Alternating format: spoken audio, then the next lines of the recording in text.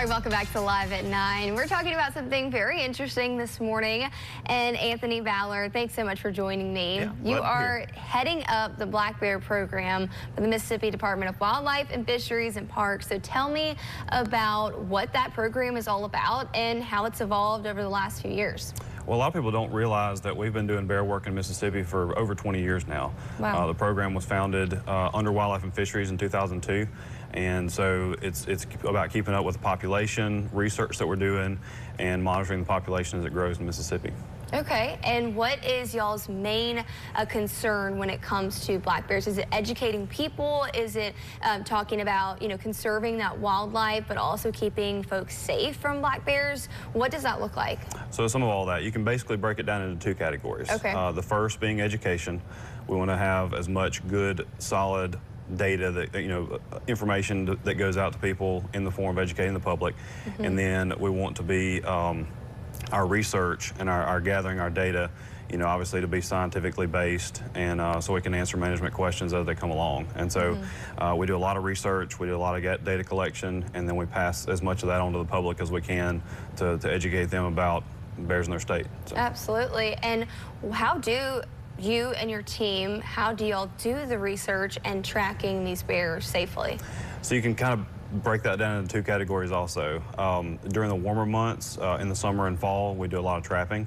And depending on the bear and how much equipment we have, we put GPS collars on them to keep track of them.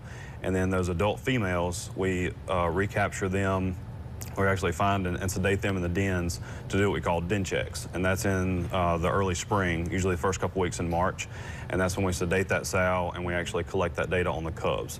And so we're looking at the population as a whole, the numbers and marking animals and that kind of thing. And then we're finding those females again to look at reproductive data in kind of the winter and spring months. Okay, and you said this time of the year is very active for those black bears, or they're kind of getting out. And what's one thing that folks should look out for when they are out, or maybe when they encounter a bear?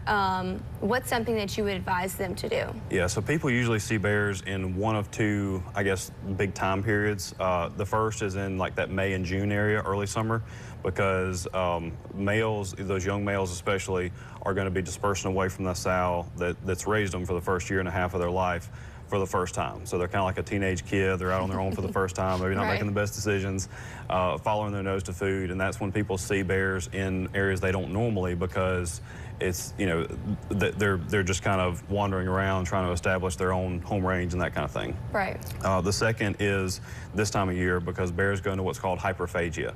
So they're eating as much as they can possibly eat, up to 20,000 calories a day or more, in order to build fat for the winter. And so they're very food motivated this time of year. And so any attractants, going to your question, anything that's left out, on porches or around houses, especially residential areas, it's important to make sure we clean those up. So things like garbage cans is a pretty obvious one.